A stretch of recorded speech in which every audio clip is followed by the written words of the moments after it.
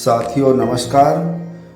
आशा workers एक्टू की राष्ट्रीय महासचिव बिहार CPIML विधायक कॉमरेड शशि यादव मिथिला जोन का बदलो बिहार यात्रा जाले कारवां गांव में नुक्कड़ सभा को संबोधित करते हुए बहुत विकास कर दिए हैं, मगर हम पूछना चाहते हैं आपसे कि आज कोई भी घर ऐसा नहीं है, कोई भी हमारी बहन ऐसी नहीं है जिसके ऊपर 2, 4, 5 लाख का कर्ज नहीं है।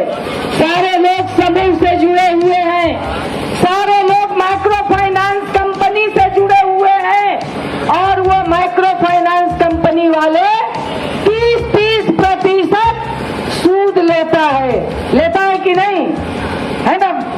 तो ये सूद के तले ये कैसी विकास है भाई कि जहां 20 साल पहले एक भी कर्ज नहीं था, 1 रुपया कर्ज नहीं था, मगर आप घर घर में आकर के आपने कर्ज देने का काम किया। हम गरीब लोग, जरूरतमंद लोग कर्ज लिए, मगर उस कर्ज के एवज में आज क्या करना पड़ रहा है? बड़े लोगों का कर्ज माफ होगा, तमाम करोड़ रुपया माफ होगा, मगर 2 लाख, 4 लाख, 5 लाख गरीबों का कर्ज माफ नहीं होगा।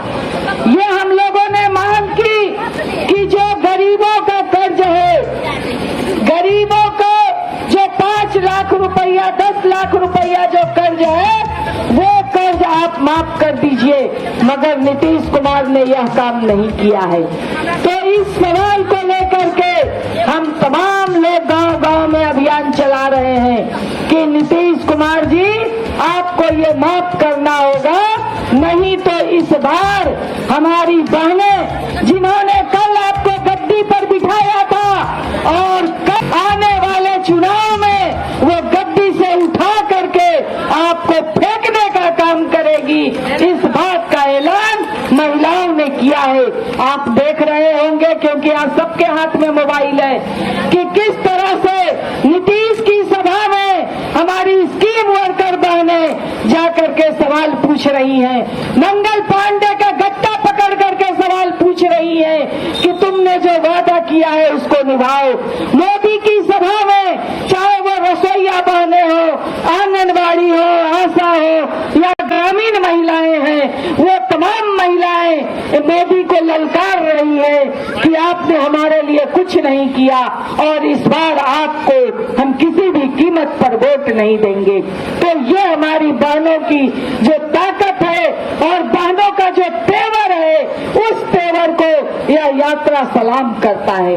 अभी हम लोग आ रहे थे, हम लोगों ने देखा एक तो महिलाओं का कहीं कोई विकास नहीं है और दूसरी तरफ जिस नली गली रोड के विकास की बात ये करते हैं नीतीश कुमार जी, इस नली और गली में चलने की स्थिति नहीं है। नेता यहाँ के विधायक बने हुए हैं जिवेश मिश्रा जी, ठीक है, कौन वोट दिया नहीं दिया वो दूसरी बात है, मगर आप यहाँ के विधायक हैं, आपका विकास राशि कहाँ जा रहा है? क्या ये हिसाब लेने का अधिकार जनता को नहीं है? आपने क्यों ये इलाके को नरक बना करके रखा है? मुस्लिम का इलाका है, इसीलिए आप नरक बना करके रखेंगे? तो इस बात का चैलेंज हम तमाम लोगों को लेना होगा, इस बात का संकल्प हम तमाम लोगों को लेना होगा।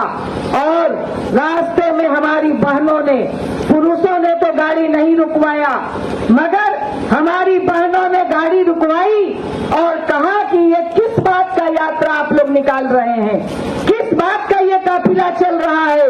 जब हम लोगों ने बताया तो जानते हैं उस महिला ने क्या कहा? कहा कि हम लोग समाज में कोई नहीं बटना चाहता, चाहे वो हिंदू हो चाहे वो मुसलमान हो। हिंदू भाई भी नहीं चाहते कि हम आपस में बटे।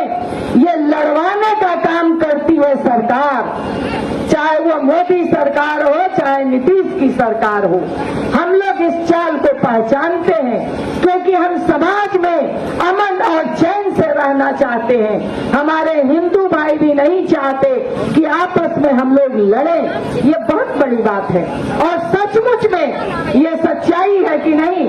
कोई हिंदू और मुसलमान नहीं लड़ना चाहता, कोई समाज में नहीं लड़ना चाहता, क्योंकि ये हमारी बरसों बरस की परंपरा है। अगर मुस्लिम के यहाँ कोई बीमार पड़ता है तो छठ माई की मनता मानी जाती है कि हम सूप करेंगे, और हिंदू के यहाँ कोई बीमार पड़ता है तो मजार पे चादर चढ़ाने का मनता माना जाता है।